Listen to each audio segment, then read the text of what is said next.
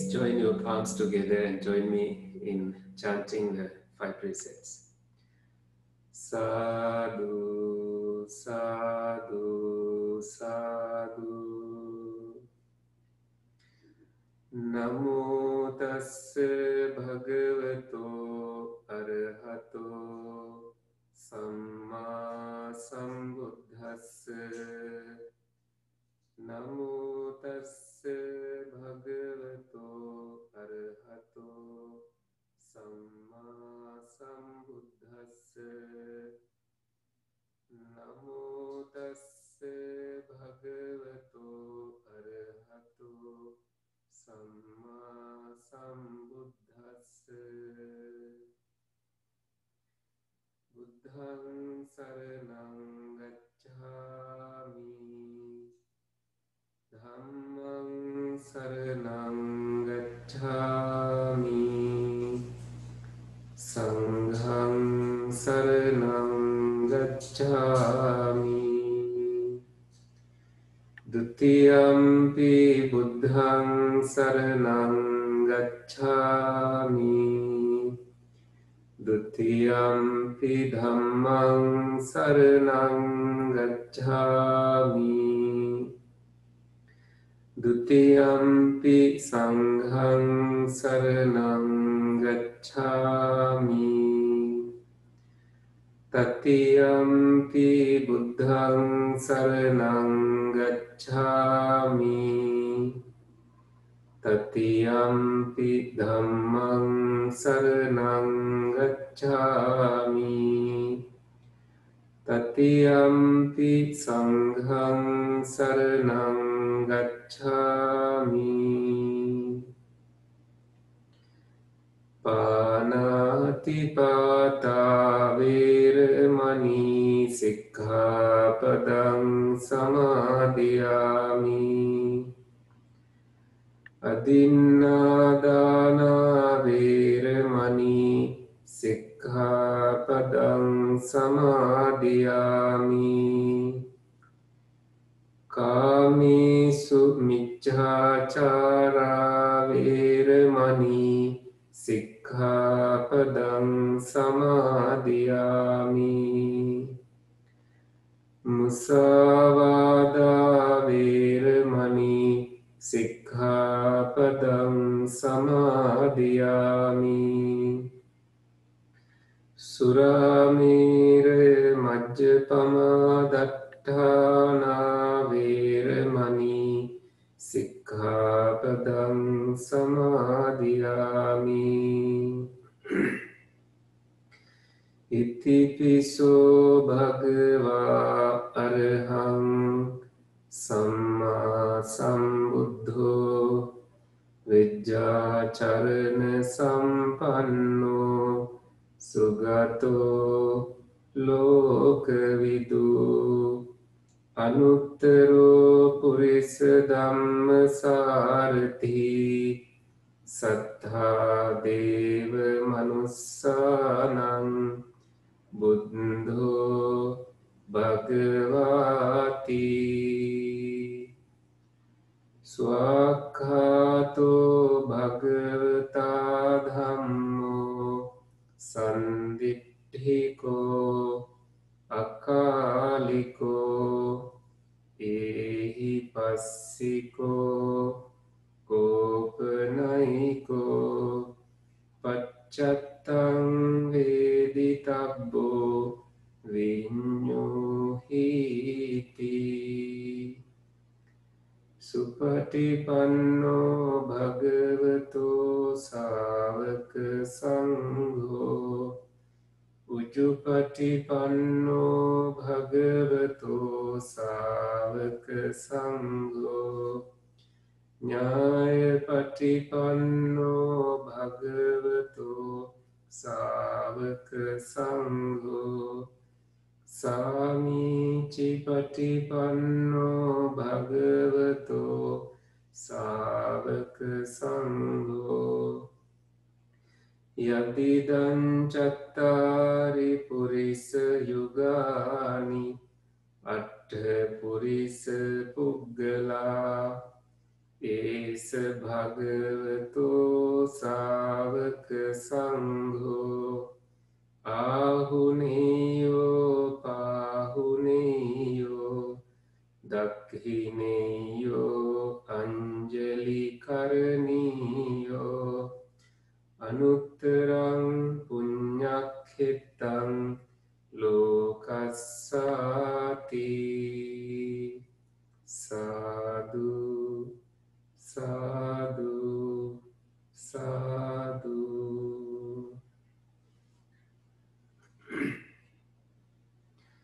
Excellent. Now we will do our meditation.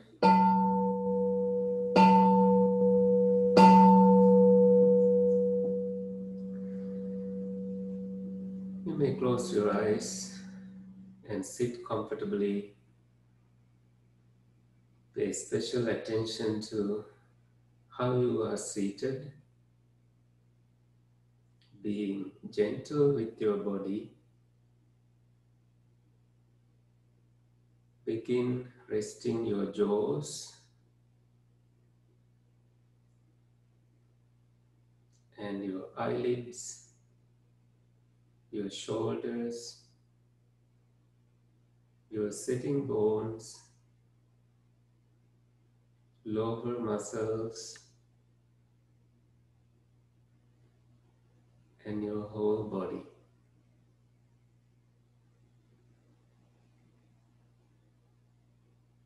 As you sit straight, make sure you stay comfortable during this guided meditation. Not investigating things that are not conducive to your peace. You remain mostly silently observing. When you get distracted, you come back. You come back to your breath that is always present and welcoming you.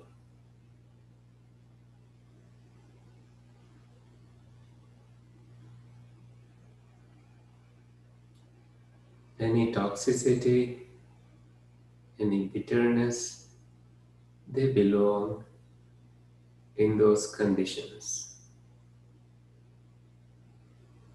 Those are not you. We do not represent any part of that. They are just arising and passing away.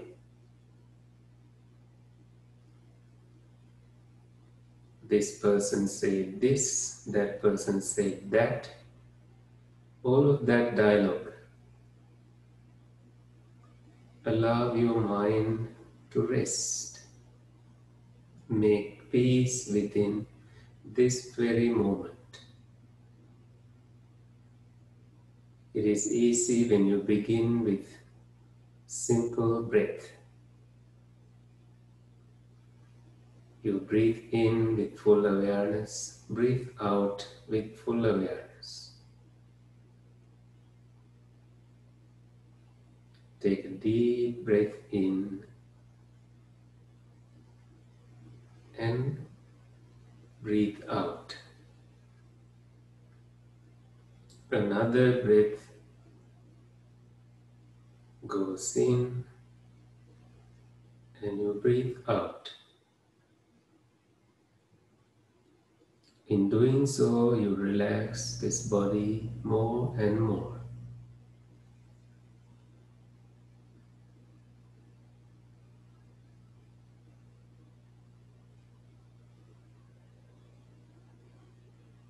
Anywhere it begins hurting, feel free to change, wiggle, move, and adjust to sit and remain comfortable.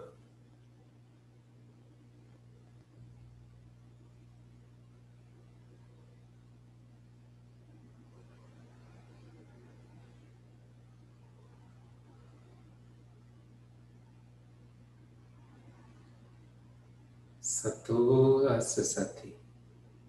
Indeed, mindfully you breathe in. Sato Pasasati. Indeed, mindfully you breathe out.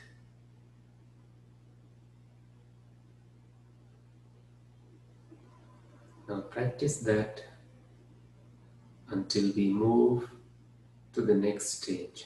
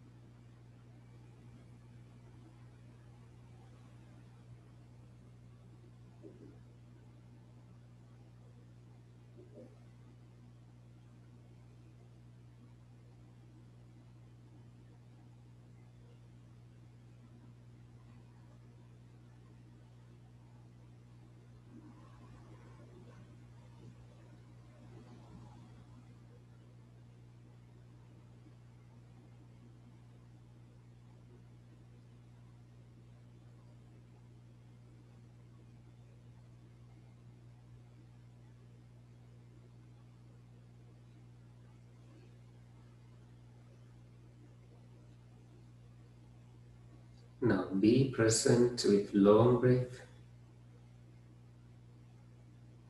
Be present with short breath. In and out.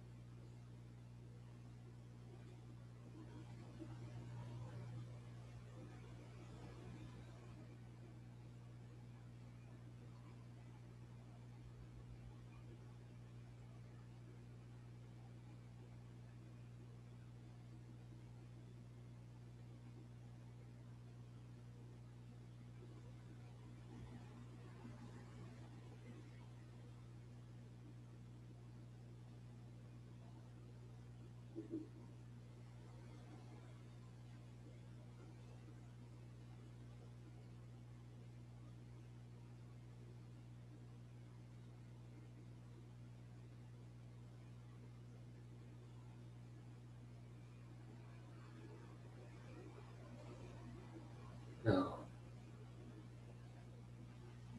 spread your awareness to entire body.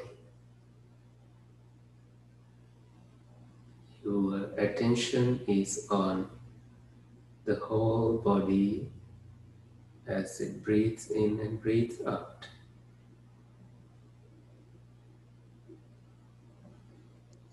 What you feel them in the moment.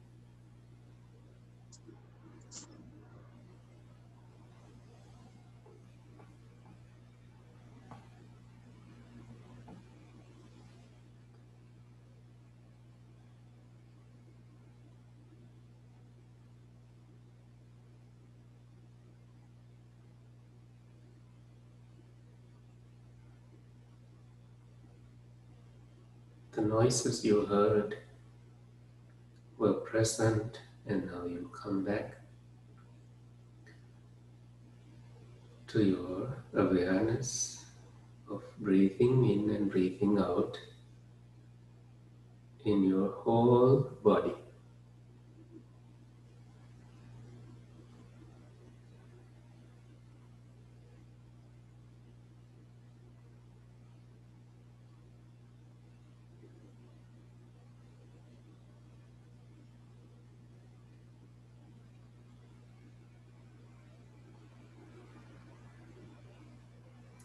Radiating loving kindness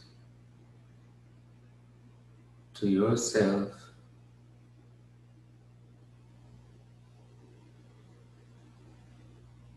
so it is present in you to whoever needs it.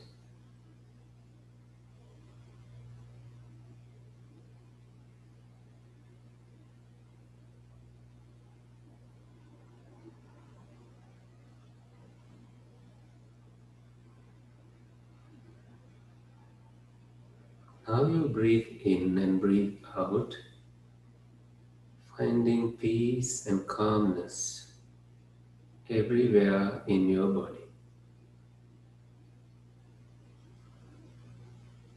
Grounding yourself in this tranquil peace, tranquility, calmness, peacefulness. And it is connected with your in-breath and out-breath.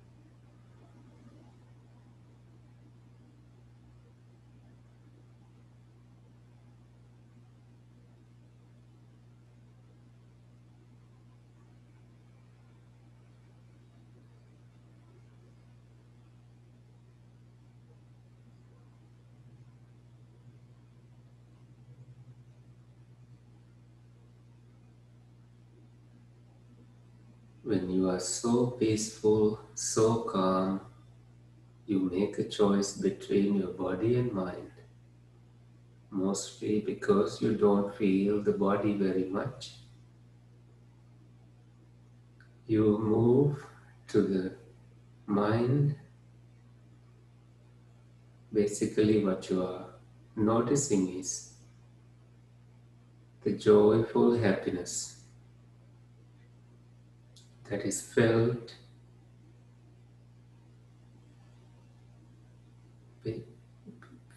through the mind, noticed through the mind. But you are still breathing in, breathing out freely, openly, kind of moving back and forth between the body and mind.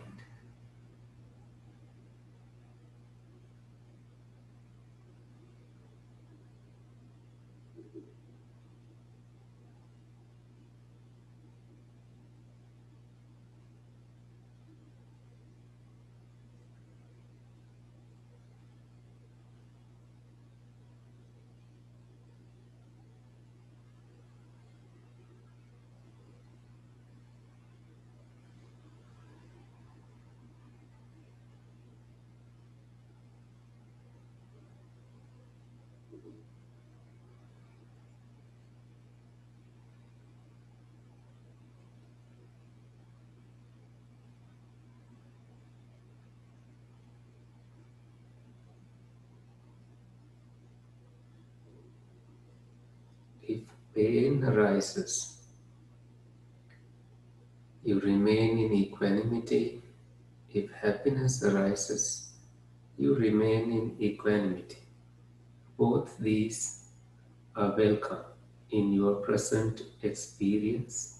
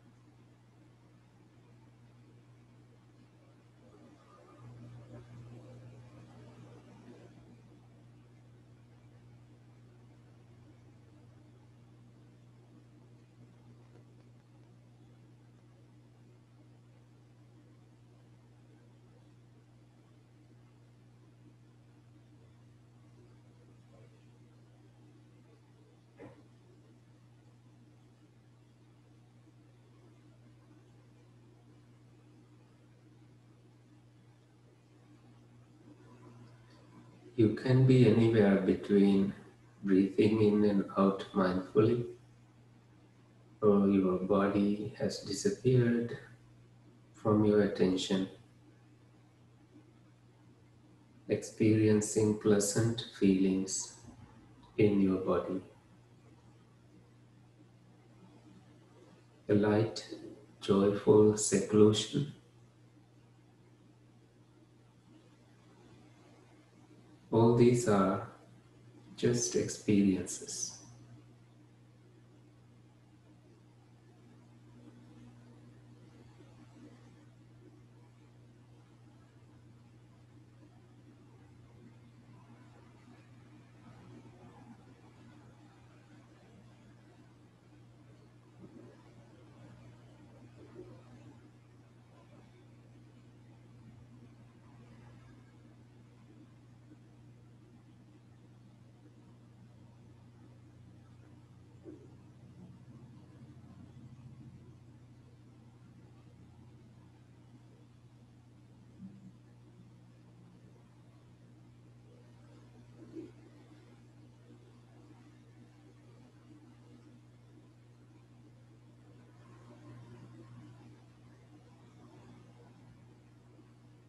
You remain alert on Dharmata, the phenomenon,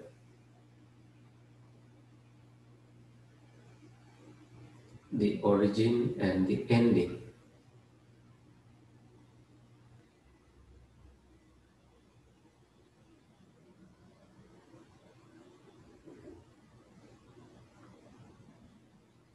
You have six sense bases, and you have sensations felt or experienced across or from through these six sense bases, six classes of consciousness.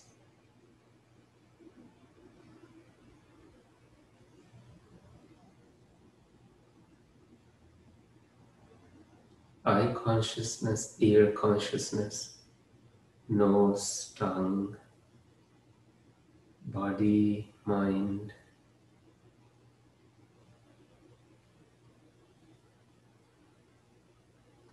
They arise, they pass away. This is the origin.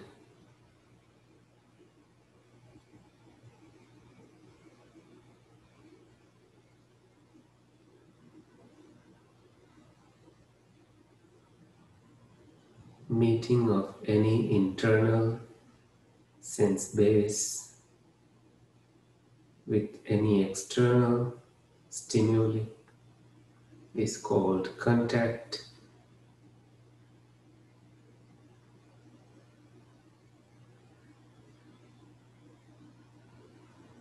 Contact is conditioning feelings, pleasant, unpleasant, neutral feelings. We like pleasant feelings, we dislike unpleasant feelings. We remain oblivious or we remain unknowing sometimes the neutral feelings. So there is craving in that conditioning. We cling to things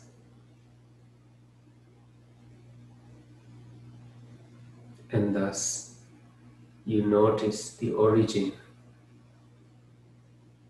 and what is the ending. A wise person reflects anywhere when internal ends or external ends or any class of consciousness ends, no contact happens, no feelings produced, no craving manifested, and thus clinging or any continuation as such ends. So that is the ending.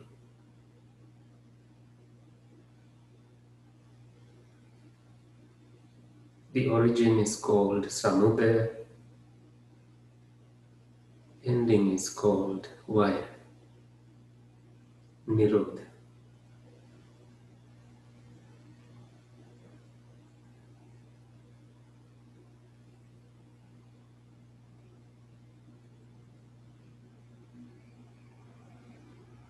This is insight or vipassana.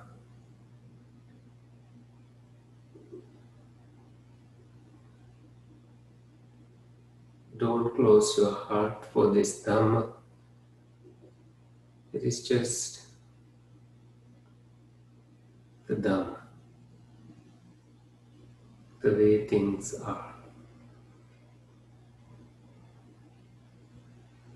You can always get clarifications and find how well you can understand this.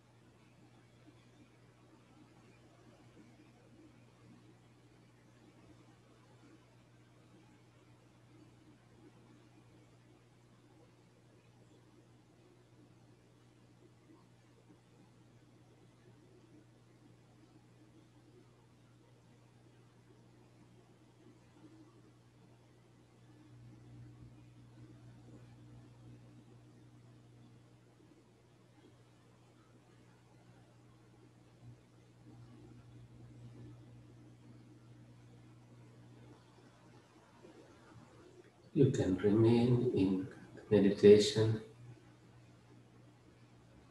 as I'll be switching to loving kindness.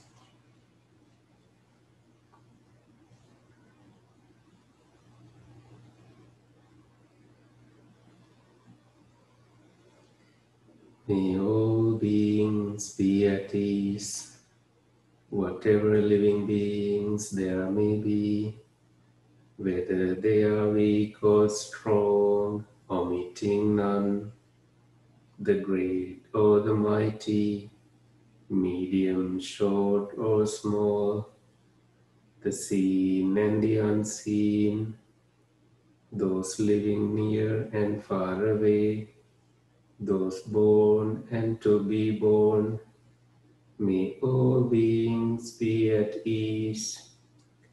Let none deceive another or despise any being in any state. Let none through anger or ill will wish harm upon another, even as a mother protects with her life her child, her only child.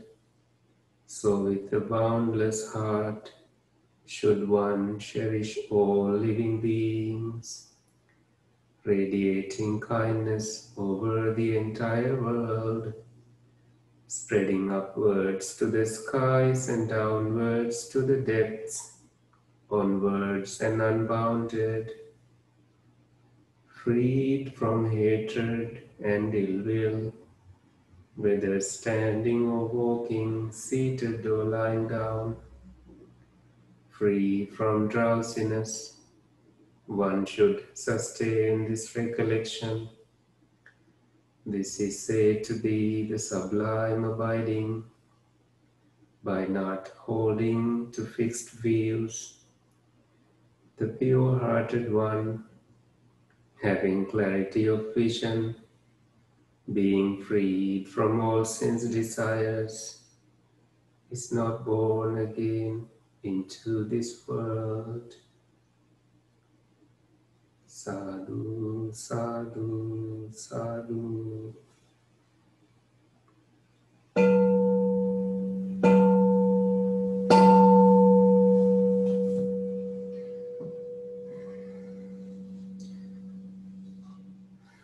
Excellent. So, first thing first, some of you saw me feeding the budgies, the parakeets. So it took me 3 years to tame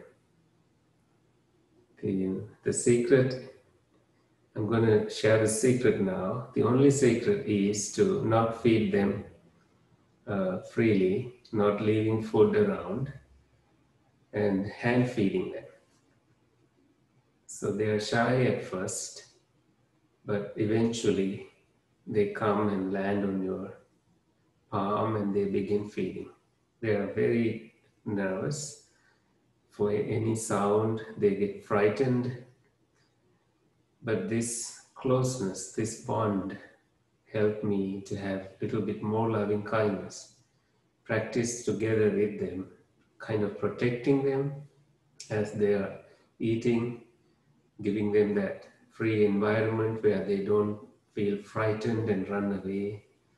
So it's a nice experience when they land in your palm and start feeding from it.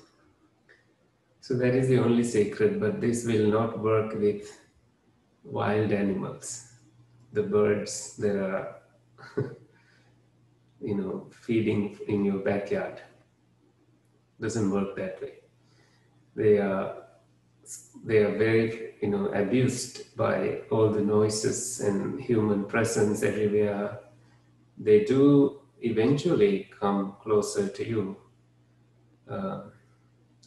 It is easier for some people, but it's very hard for others. So you can try that. You have to be patient a lot. You have to have a lot of patience to do that. And in the chanting guide, I shared that for children, and I hear that a lot of non-childrens, those who are not children, they also love that. So feel free to use that in any way you like. And I normally tell children to have a habit of chanting daily at home in front of a little statue, and also make a habit of making some offerings to the Buddha, and have a prayer time, setting up their intentions and making that wish that may I associate good friends and may I be, free from those friends who are not virtuous.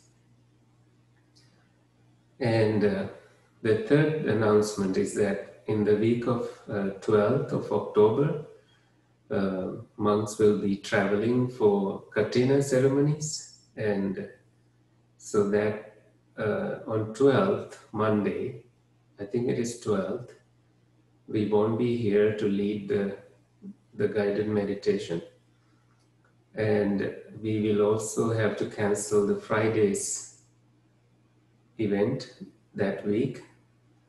And on Saturday mornings also, we won't be able to do the meditation on the week of 12th of October. But we will be available on Sunday that weekend, and also the following Monday, and from that point onward. So today I have an interesting part to discuss that is here. Let me open it. This is from Kumara Kassapa, and it leads us to reading a very long sutra, but we will not be reading it today. But I encourage you to, can you see this? I trust that you can see the screen. If not, please let me know. It is called Payasi Sutta. This has very interesting things about a prince named Payasi who has a conversation with Kumara Kassapa. So this is Kumara Kassapa. So first we will understand who Venerable Kumara Kassapa is, and then come to the sutra, a little bit of it. So reborn in the Buddha age at Rajagaha, his mother was the daughter of a counselor. She, having failed to gain her parents' consent to leave the world to become a nun, while yet a maiden, was married and obtained her husband's consent to become a nun. Not knowing at the time that she had conceived, when later, make the font bigger, when later the bhikkhunis, the nuns, saw her condition, they consulted Devadatta, the monk who was trying to take the position of the Buddha, who replied, she's not a true nun. They then consulted him of the 10 powers. I don't know what that really means. He entrusted the matter to Thera Upali. The Venerable Upali is the monk who is well versed in the Vinaya, the code of discipline of monks, who convened certain residents at Savatthi, including the lay patroness Visakha, and in full assembly, the king being present, pronounced the sister, the nun, to have been with child when she took the nun's order. She entered the nun's order. The Lord Buddha approved his decision. So she brought forth her child at the monastery, a boy like a golden statue. And the king reared him and brought him later on to the Lord Buddha to join the monk's order. Because he joined as a youth, and meaning very young boy, and they would ask, when the Buddha said, send for Kassapa or give this fruit or biscuit to Kassapa, which Kassapa? And because of his royal rearing, he became known as Kumara Kassapa, the prince, the little Kassapa. Even after he was, so Kumara is Prince Kassapa. Even after he was grown to manhood, so he was still known as Prince Kassapa. Now, while he exercised himself for insight and learned Buddha's word, he lived in dark wood. Then a divine being, one who had with him done only the mountain hermit's course, this refers to a past life, and having become a non-returner, Anagami, had been reborn as an archangel, a great Brahma, in the pure abodes heaven, Suddhavasaloka, determined to show Kumara Kassapa a method for attaining the paths and fruits, Magga and Phala. And he came into the dark wood and showed him 15 questions, which only the Lord Buddha could answer. So he asked them before the Buddha and learned them, upon which, having conceived insight, he attained arahantship. This is about Kumara Kassapa becoming an arahant. Upon that, having been ranked by the Lord Buddha as the foremost among those who had the gift of varied and versatile discourse. So he was the foremost among who can explain things in using different metaphors, parables. He reviewed his career, and under this aspect of praising the virtues of the jewel, declared his Anya, the supreme attainment. Anya is kind of a word referring to knowing that he is an enlightened one. These are verses he chanted. Aho Buddha, Aho Dhamma, Aho no Sattu Sampada, Yathareta Disang Dhammang Savako Sachi Kahisi, Asankheyen Sukappesu Sakkaya Didha, Sakkaya Digata Ahu, Te Sangyang Pachiko Charimo, Yang Samussayo, Jati Marana Sansaro Nati Dani Punabhavoti. All hail the Buddhas, all hail the path of Dhammas, hail the blissful path by our Lord Buddha, who created that path, in which he hailed the blissful path created by the Lord Buddha, in which he that did here may be enrolled and come to realize a path Dhamma like ours. Down countless ages have its members come, reborn now as this material body, now as that, but this for them is now the very last. The final confluence of the factors 5, influx of rebirth and mortality. Now come they never more again to be. They have kind of translated it literally. This is an interesting translation. So now we have the footnotes. I'm not going to go through these. And then at the end we have the commentary on the stanza that we just read.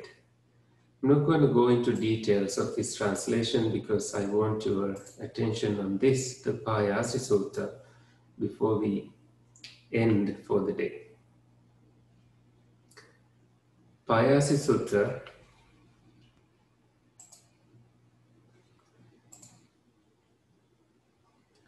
Prince Payasi disputes existence of rebirth, reincarnation, principle, and the resultants of karma, but experiences it firsthand. So, thus have I heard once the Venerable Kumarakassapa was touring around Kosala with a company of perhaps 500 monks, and he came to a town called Setavya, where he decided to stay. He chose a dwelling in the northernmost area of the town, a forest called Simsapa. Prince Payasi was also living in Setavya, for it had been a gift to him from King Pasenadi, the ruler of Kosala. It was lush and had a large populace, with an abundant supply of food and water. This Prince Payasi, as it turned out, was infected with a corrupted view. He believed there is no life beyond death, no world beyond our own, there are no angels or demons. Good and evil actions do not have consequences. Now, word had begun to spread among the people of Setavya in every caste that the ascetic Kumarakassapa had come to stay in their fair town, and that he was a disciple of the Buddha. Good words were spread from ear to ear about Kumara to the effect of that Kumara. He is intelligent and experienced, that Kumara. He is wise beyond his years, that Kumara. He is an elegant speaker. He could answer our questions. Did you hear Kumara, the ascetic in the northern forest? He is holy Arahant. It is always good to see such men. As this news spread around, people went to the forest to go see Kumara. Now, Prince Payasi, sitting in his veranda, saw these people making their way to the forest. Needless to say, this made him curious, and he asked one of his rangers what they were doing. The ranger told him that Kumarakassapa was staying the forest and that very good words were being circulated about him, with people in every caste declaring him a saint. The people going into the forest want to see this Kumara for themselves, finished the ranger. This is an interesting translation. This could prove to be very interesting. Go and stop them. Have them wait for me, for I too will attend. This Kumara has been spreading false things about, filling the minds of people with things like life after death, other worlds, angels and demons, and he makes the claim that actions all have consequences. Folly. Yes, my lord, said the ranger, and he delivered the message.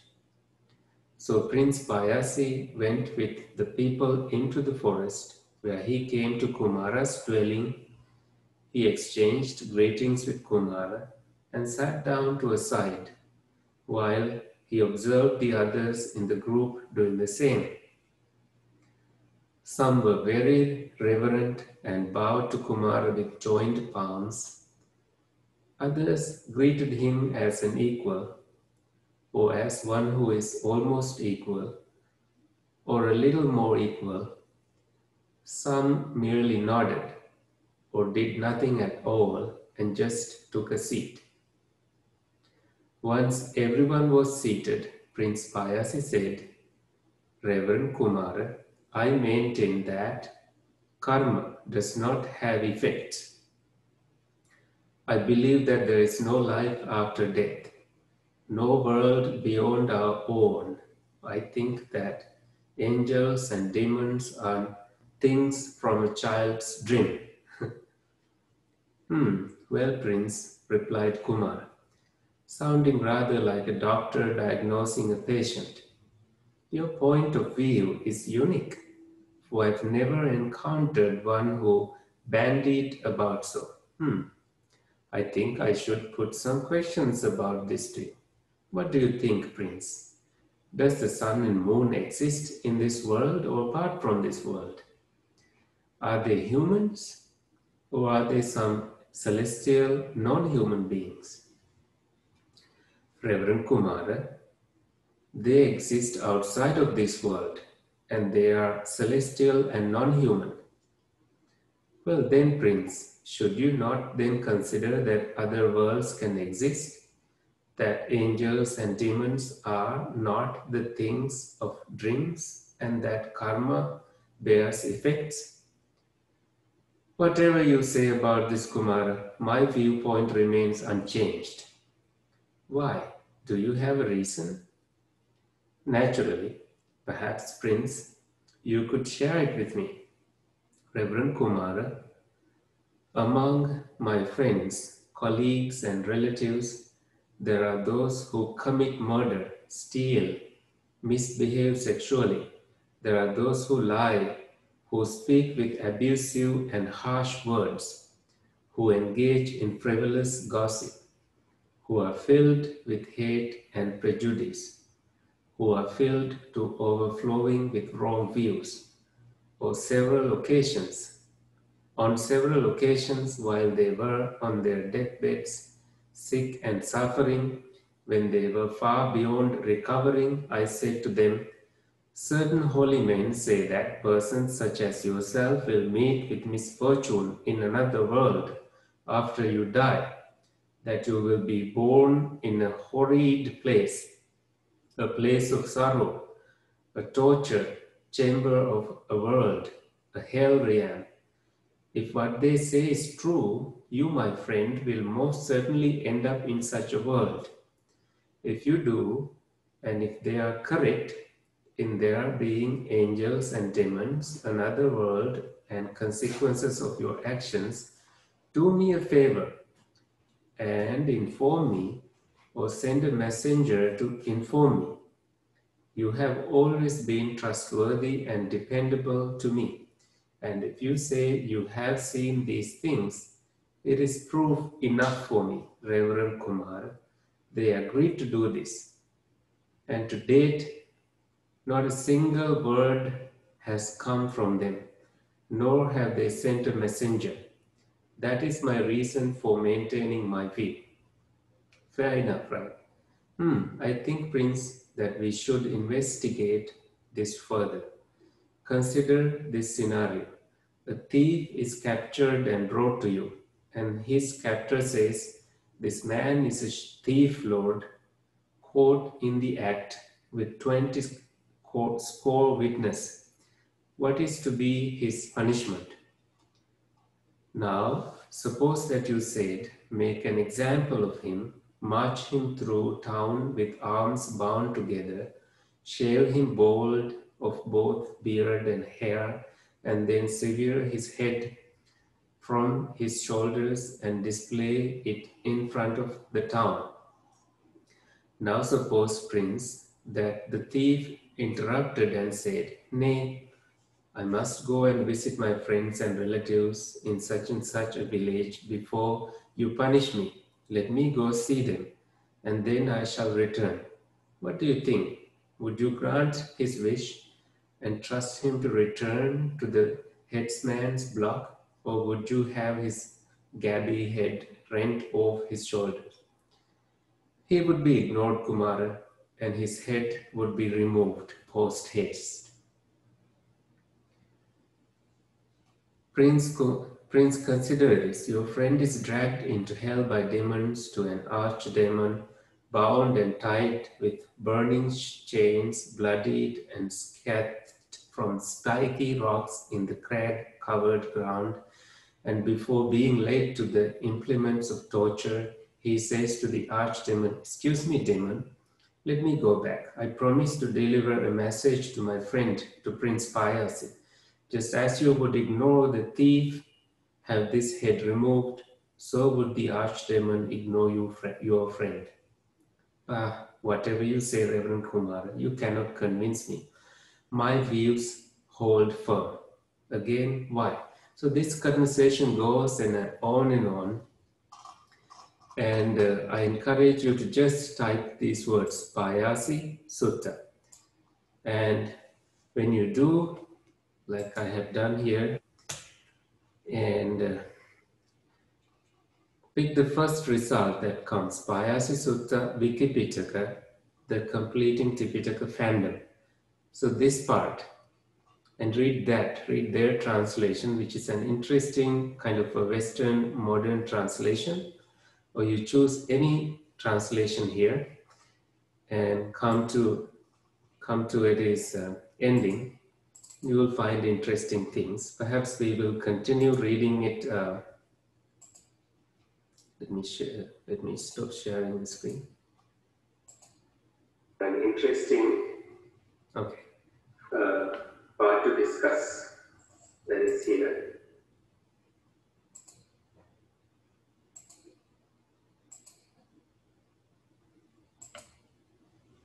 Okay, so that is what we discovered. I'm not going to go into the entire sutra because it is long. It is Payasi, Payasi. This will be an interesting read for you. Read the part where it talks about finally him being convinced by this monk, and he gives a big almsgiving, and I think he has an attendant who helps, who goes to a better heaven just being the attendant, but this prince goes to a little bit lower realm despite being the person who organized all of that, because of his intention that he had half intention, that he wanted to gain the, I think, I don't remember the entire piece of the whole incident, but discover that in your readings. Somehow this attending person goes to a better heaven because his intention is pure, but Payasi, the prince, goes to a little bit of a lower realm because he had half intentions. So that is very, very interesting. Perhaps we will come to that part in our future readings. Sometimes we don't visit these again. Sometimes we do. Anyway, thank you for joining. Any questions?